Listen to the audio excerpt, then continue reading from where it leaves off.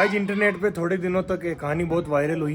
वो कहानी मैं आपको बताता हूँ जिसमें भगवान की भक्ति का और भगवान की शक्ति का पूरा उस कहानी के अंदर निचोड़ है कि भगवान क्या चीज़ है, भगवान में कितना सामर्थ्य होता है। वो कहानी मैं आपको सुनाता हूँ इस ब्लॉग के माध्यम से। Hello public, welcome to new another blog. तो गाइज क्या हाल चाल आप सभी के, आई होप कि आप सब चकाचक होंगे।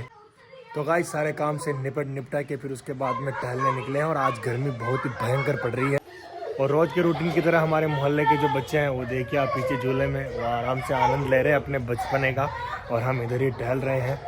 गाइज मैं ज़्यादातर हनुमान जी के मंदिर में इसलिए जाता हूँ क्योंकि सबसे पहली चीज़ तो ये है कि वो मेरे इष्ट देव है, आराध्य देव है।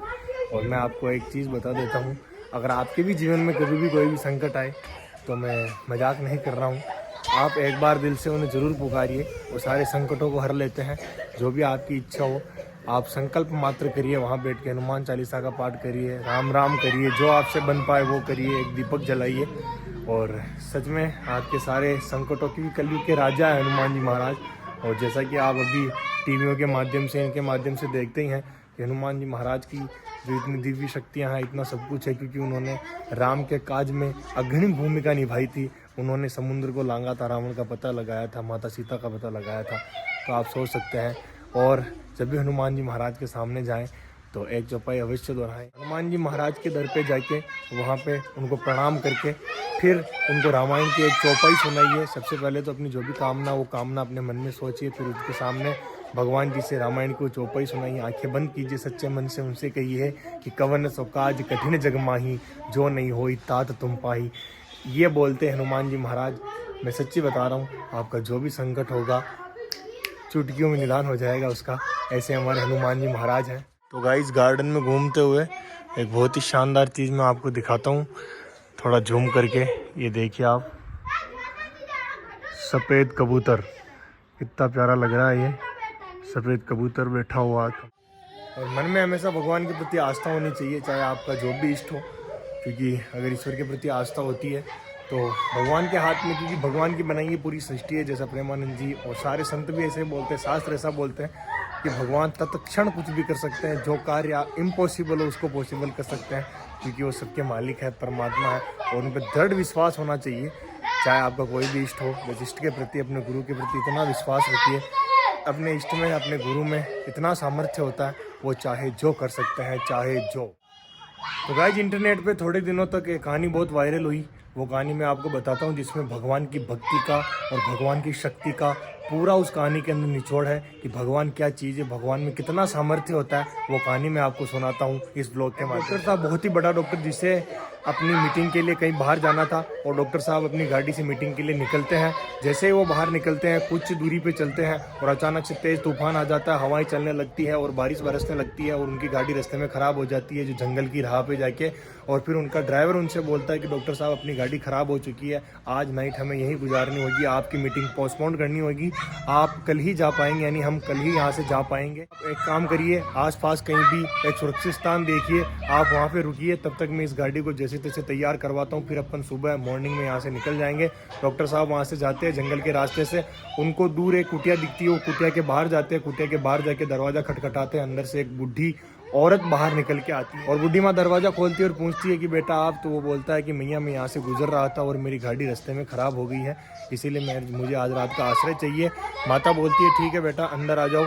और जैसे डॉक्टर साहब अंदर जाते हैं, माता उसे पलंग के ऊपर बिठाती है और पलंग पर बिठा के जो भी उनके पास था खाने पीने का फल फ्रूट वो डॉक्टर साहब को लाके देती है। वो आराम से फल फ्रूट खाते हैं। खाने पीने के बाद डॉक्टर साहब देखते हैं कि बुढ़ी अम्मा एक छोटे से बच्चे को पालने के अंदर झुला रही है, हाथ में माला लिए हुए हैं, भगवान का नाम ले रही है।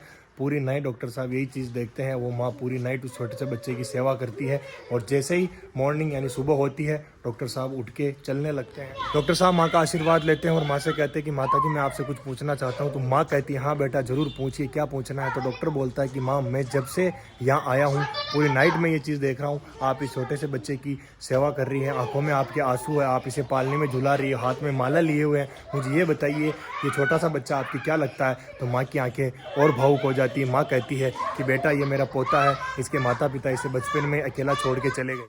तो डॉक्टर कहता है कि माँ, इस छोटे से बच्चे को क्या बीमारी है, आप मुझे बताइए, जितना हो सकेगा मैं इसके लिए पूरी कोशिश करूँगा। तो माँ कहती है कि बेटा, अगर तुम कोशिश करना ही चाहते हो तो ये करो कि इस बच्चे को एक हार्ट की बीमारी है जिसका खर्चा ही लाखों के अंदर है। अगर हो सके तो उस डॉक्टर से मुझे एक बार मिलवा दो, मैं उसके पैर पकड़ लूँगी मेरे बच्चे का इलाज करवाने के लिए। तो डॉक्टर बोलता है, उस डॉक्टर का क्या नाम है माँ? तो फिर माँ कहती है, उस डॉक्टर का नाम सुमित जैन है। इतना सुनते ही डॉक्टर की आंखों में आंसू आ जाते हैं और डॉक्टर को रोता हुआ देख के माँ कहती है कि बेटा, तू क्यों रो रहा है? इतना सुनते ही वो माँ के कदमों में पड़ता है और माँ से फिर कहता है कि माँ, मुझे सच्ची बताना, आप इस माला में किस भगवान का नाम लेती है और भगवान से क्या कहती है? तो माँ कहती है कि बेटा, मैं इस माला में बस राम राम राम का नाम लेती हूँ और भगवान से यही कहती हूँ, हे भगवान, ऐसा कोई चमत्कार करो कि वो डॉक्टर खुद चल के मेरे यहाँ पे आए। तो फिर डॉक्टर उठता है और माँ को प्रणाम करता है और माँ से कहता है कि माँ, आज मैं मान गया, सारा विज्ञान हार गया, क्योंकि आपके भगवान में वो सामर्थ्य है कि मुझे यहाँ तक वो लेके आ गए, मुझे जाना कहाँ था और मुझे पहुँचा कहाँ दिया। तो माँ इतना सुनते ही पूछती है कि बेटा, तू क्या कहना चाहता है? तो फिर डॉक्टर कहता है कि माँ, जिस सुमित जैन का आप नाम ले रहे हो, जो डॉक्टर इतना महंगा है, वो डॉक्टर मैं ही हूँ और मुझे जाना कहाँ था और मुझे पहुँचा कहाँ दिया। इतना सुनते ही माँ दौड़ी हुई जाती है, प्रभु श्री राम का जहाँ विग्रह लगा हुआ था उनको प्रणाम करती है और भगवान से कहती है कि प्रभु, तेरे घर देर है पर अंधेर नहीं। फिर वो डॉक्टर माँ से कहता है कि माँ, अगर मुझे आज्ञा हो तो इस बच्चे का इलाज मैं निःशुल्क करूँगा, एक पैसा नहीं लूँगा। आपका बेटा नहीं, आज से ये मेरा भी बेटा है। तो दोस्तों, ये होते हैं भगवान का सामर्थ्य, ये होती है भगवान की ताकत। इसीलिए अपने इष्ट पे इतना विश्वास रखिए, आप जो चाहोगे वो मिलेगा। बस अपने कर्मों को साफ रखिए, नियति को साफ रखिए। आज के लिए इतना ही, तो मिलते हैं नेक्स्ट वीडियो में। तब तक के लिए जय सिया राम, स्वस्थ रहिए, मस्त रहिए। अगर आपको ये कहानी अच्छी लगे तो लाइक शेयर कमेंट करिए और नेक्स्ट व्लॉग में और भी बहुत सारी चीज़ें आपको दिखाने का प्रयास करेंगे। बाय बाय, स्वस्थ रहिए, खुश रहिए, जय सिया राम।